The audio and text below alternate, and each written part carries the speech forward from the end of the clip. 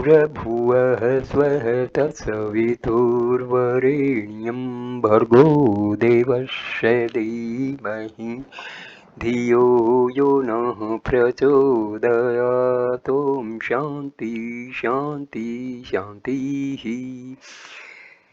Namaskar, my dear friends. This is video number 23. This video will start with talk number 386. Devotee. In Sri Ramakrishna's life, it is said that an idol, Ramlal, was animate. Is it true? Maharshi, can you account for the animation of this body? Is the movement of the idol more mysterious than the movement of this body? Devotee, metal does not move itself. Maharshi, is not the body a corpse? You will probably consider it as a mystery if the corpse moves. Is that so? Talk number 387. Three persons came on a short visit. The eldest of them asked, there is one process of creation mentioned in the Upanishads and another in Puranas. Which of them is true? Mercy, they are many and meant to indicate that the creation has a cause and a creator should be posited so that one might seek the cause. The emphasis is on the purpose of the theory and not on the process of creation. Moreover, the creation is perceived by someone. There are no objects without the subject. That is, the objects do not come and tell you that they are, but it is you who says that they are the object. The objects are therefore what the seer makes of them. They have no existence independent of the subject. Find out what you are and then you understand what the world is. That is the object of the theory. Dude, the soul is only a small particle, whereas the creation is so huge. How can we surmise it? Maharshi, the particle speaks of the huge creation. Where is the contradiction? Talk number 388. Later, Sri Bhagwan continued. There are so many theories, scriptural and scientific. Have they reached any finality? They cannot. Brahma is said to be subtler than the subtlest, wider than the widest. Anu is an atom, infinitesimal. It ends in subtle perception. The subtlety is of the Sukshma body, that is the mind. Beyond the mind there is the self. The greatest of things are also conceptions. The conceptions are of mind. Beyond the mind there is the self. So the self is subtler than the subtlest. There may be any number of theories of creation, all of them extend outwardly. There will be no limit to them because time and space are unlimited. They are, however, only in the mind. See, the mind, time and space are transcended and the self is realized. Creation is explained scientifically or logically to one's own satisfaction. But is there any finality about it? Such explanations are called karma srishti, gradual creation. On the other hand, drishti srishti, simultaneously or sudden creation, is yuga pad srishti. Without the seer, there are no objects seen. Find the seer, and the creation is comprised in him. While look outward and go on explaining the phenomena which are endless. Talk 389. With regard to presents to Sri Bhagwan, he observed, why do they bring presents? Do I want them? Even if I refuse, they thrust presents on me. What for? If I accept them, I must yield to their wishes. It is like giving a bait to catch the fish.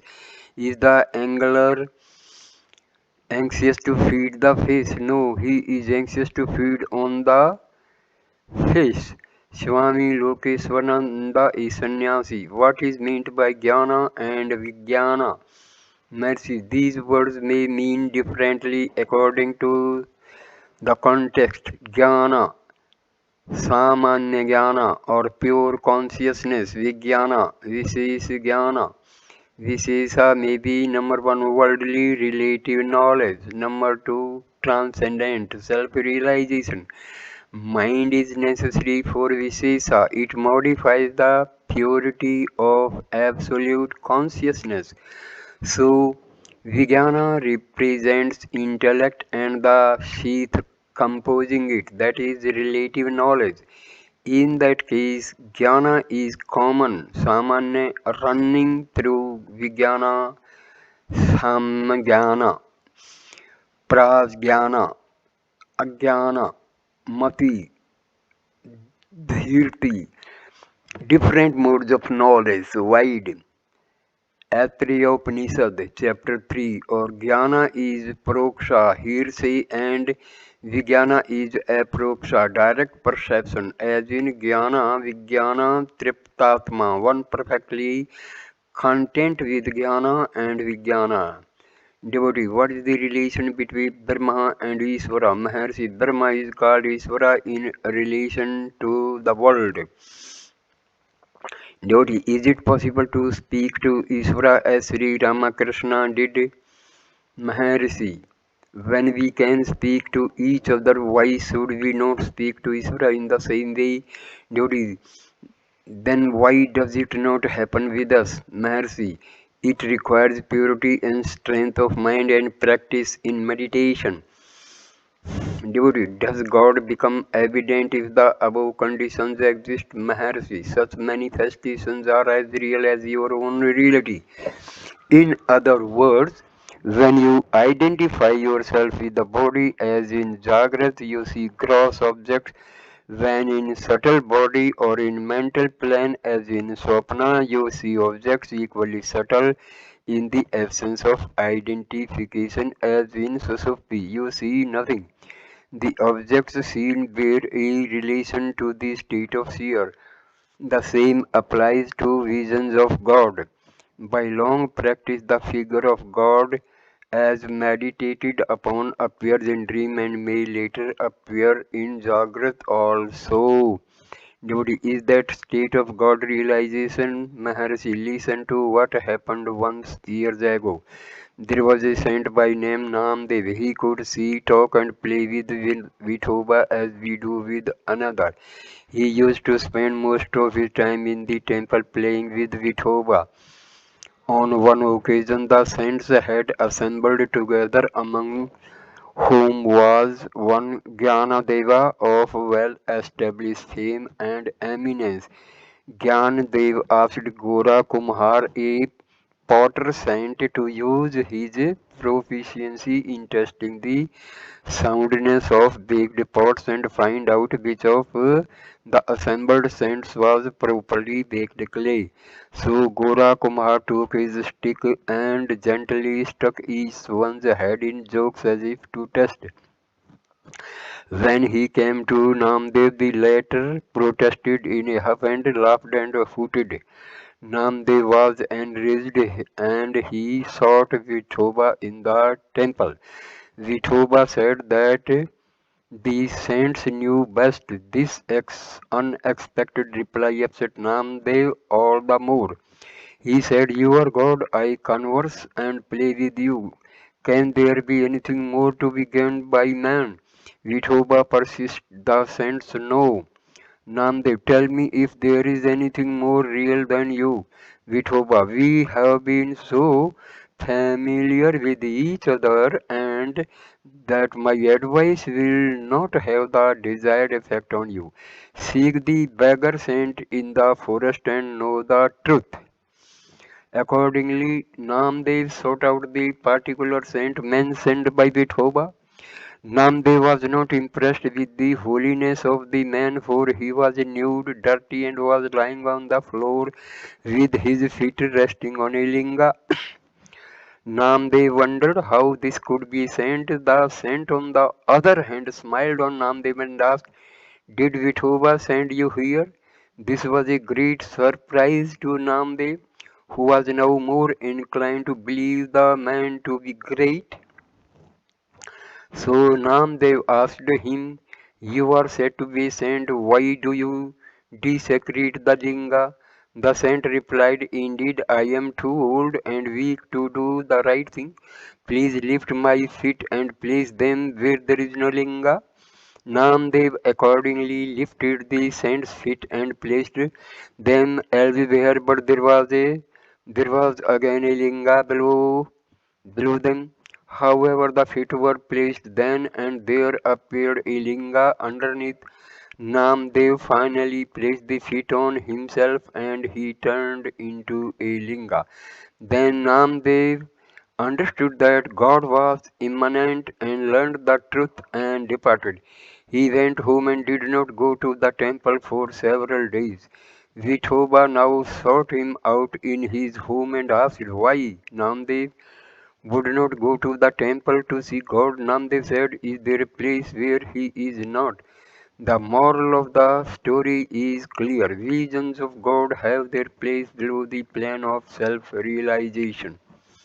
Talk 390 Devotee. When I read Sri Bhagwan's works, I find that investigation is said to be the one method for realization. Maharshi. Yes, what is vichara?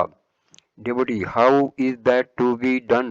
Maharshi, the questioner must admit the existence of his self. I am is the realization.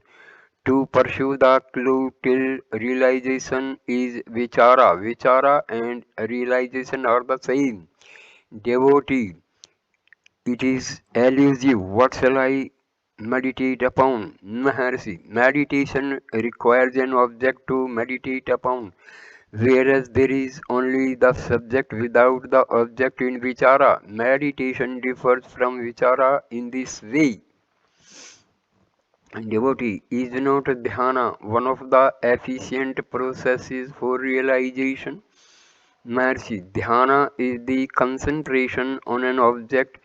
It fulfills the purpose of keeping away diverse thoughts and fixing the mind on single thought, which must also disappear before realization.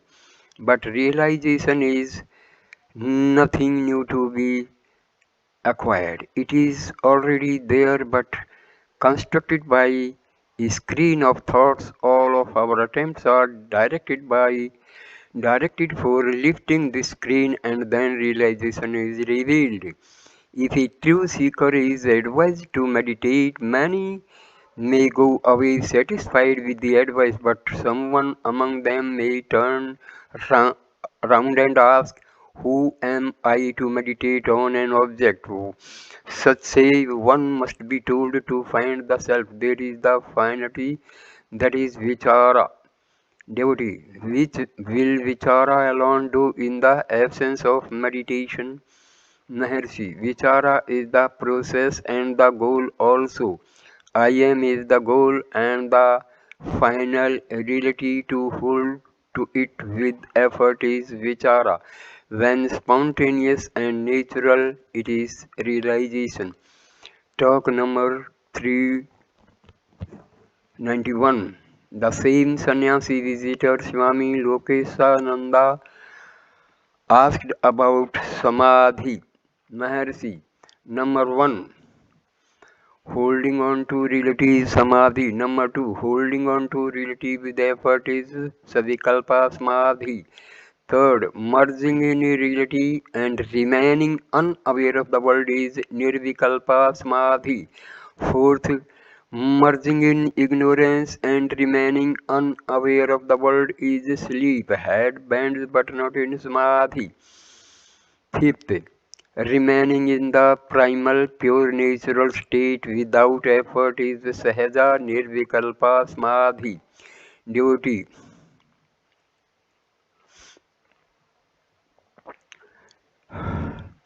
it is said that one remaining in nirvikalpa samadhi for 21 days must necessarily give up the physical body. Mercy. Samadhi means passing beyond the Atma Buddhi. I am the body idea and not identification of the body with the self is a foregone conclusion. There are said to be persons who have been immersed in a nirvikalpa samadhi for 1,000 years or so.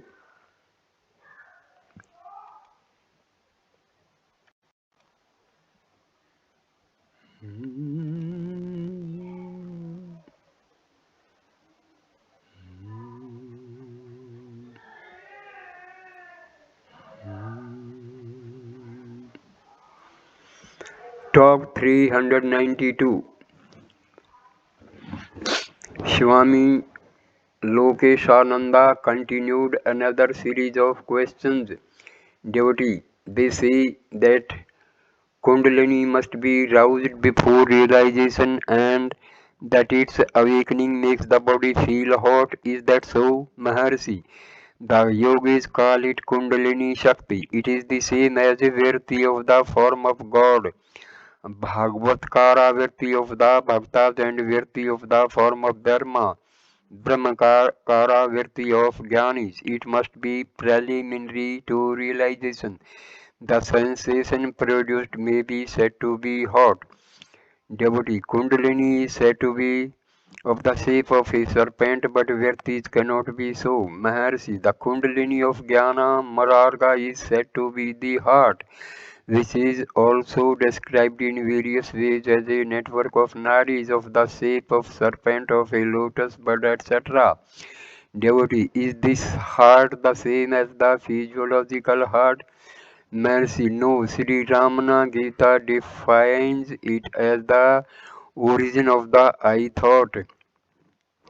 Devotee, but I read that it is on the right of the chest, Maharshi. It is all meant to help the bhavana, imagery. There are books dealing with the six centers, Sadchakra, and many other lakshyas, centers, internal and external. The description of the heart is one among so many lakshyas, but it is not necessary. It is only the source of the I thought. That's the ultimate truth. Devotee, may we take it to be source of Antahkarnas Maharshi. The inner organs Antahkarnas are classified as five. Number one, knowledge, jnana. Number two, mind, manas. Number three, intellect, buddhi. Number four, memory, chitta. And five, the ego, ahankara. Some say only the latter four. Others say only two, namely manas, mind, and number two, Ahankara, the ego. Still others say the Antakarna is only one whose different functions make it appear differently and hence its different names.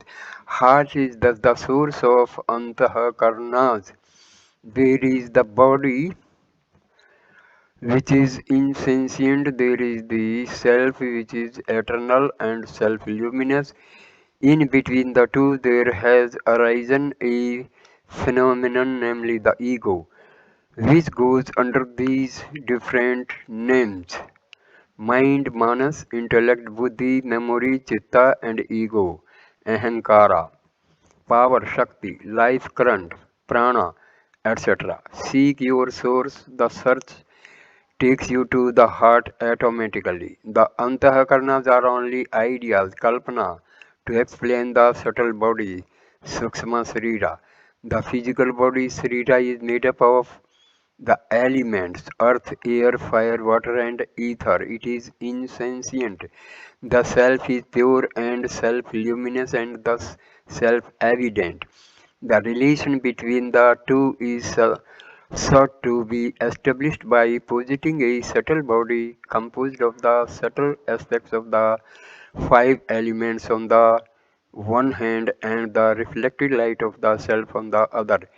In this way, the subtle body, which is synonymous with the mind, is both insentient and insentient, that is, abhasa, again by the play of pure quality, sattva guna on the elements, their brightness, sattva aspect manifest as the mind, manas, and the senses.